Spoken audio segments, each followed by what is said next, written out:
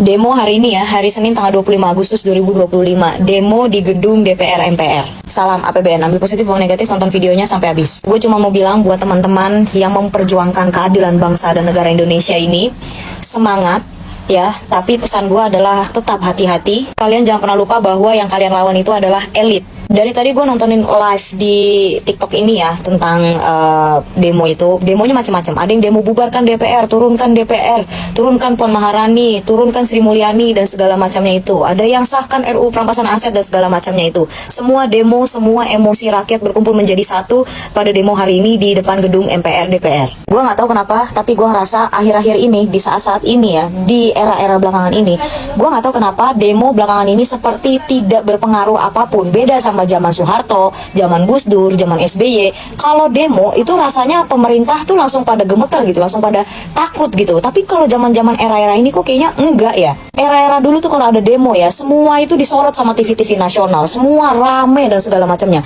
Tapi kok ini kok kayaknya ya tetap ada yang meliput, tapi sedikit banget, dikit banget. Lebih banyak yang live di TikTok, live di Instagram, dan segala macamnya. Media-media nasional itu kemana? Seperti yang kita semua tahu ya, membubarkan DPR itu tidak semudah itu, bahkan mungkin bisa dibilang mustahil. Dan sebenarnya menurut gua pribadi ya, ini menurut gua pribadi ya, membubarkan DPR sekalipun DPR bisa bubar, itu tidak menyelesaikan masalah, dan membubarkan DPR itu bukan solusi. Presiden itu juga tidak bisa membubarkan DPR. Gua tahu ya rasa kecewa kalian sebagai rakyat, karena di sini gue juga sebagai rakyat, apalagi konten gue konten-konten yang hampir semuanya full tentang politik, tentang pemerintah dan segala macam. Jujur gue juga capek, gue kecewa, gue marah, gue capek banget deh, pokoknya bener-bener capek gitu. Tapi balik lagi, membubarkan DPR itu bukan solusi. Kalau menurut gue pribadi, solusinya itu apa? Solusinya itu ya peraturannya lah diperketat untuk para anggota-anggota DPR. Kalau buat gue lebih setuju untuk anggota DPR gajinya itu dipangkas, gaji tunjangannya dipangkas. Jadi yang mau jadi DPR itu ya yang bener-bener aja, yang bener memang hatinya tulus untuk memajukan, mensejahterakan rakyat,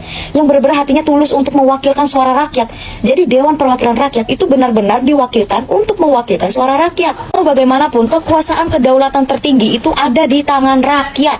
Berat guys kalau hanya berdemo terus bisa membubarkan DPR. DPR itu tidak seringkih itu, DPR itu tidak semudah itu, tidak seringan itu. Tidak guys, kecuali mungkin dalam bayangan pikiran gue ya, mungkin kalau demonya bisa sampai seperti kerusuhan 98 waktu lalu, sampai membakar gedung DPR, sampai kerusuhan, sampai jarah-jarahan, mungkin baru bisa bubar. Tapi siapa yang mau hal 98 itu terjadi lagi? Siapa yang mau? Menurut gue kalian yang lagi pada demo mending pulang. Percuma kalian demo itu tidak akan didengarkan. Tapi memang ya yang diomongin itu apa? Ya nanti aspirasi rakyat akan kami dengarkan, aspirasi rakyat akan kami pertimbangkan baik buruknya, bla bla bla bla bla segala macamnya. Tapi pada kenyataannya, mau kalian berdemo sampai berjilid-jilid pun, ada yang berubah?